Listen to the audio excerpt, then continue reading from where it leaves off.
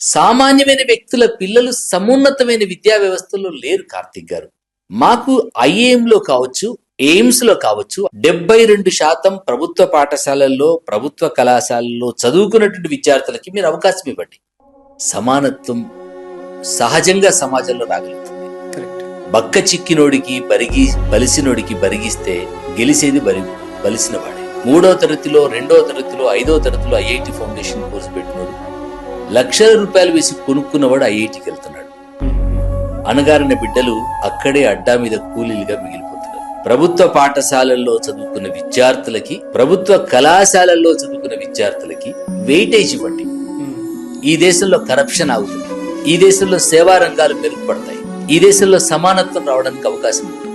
అన్ని రంగాల్లో ప్రభుత్వ పాఠశాల బిడ్డలు రావడానికి అవకాశం ఉంటుంది. నీకు ప్రభుత్వ బడి వద్దు, ప్రభుత్వ కళాశాల వద్దు, కానీ ప్రభుత్వ ఉద్యోగం కావాలా? 1వ తరగతి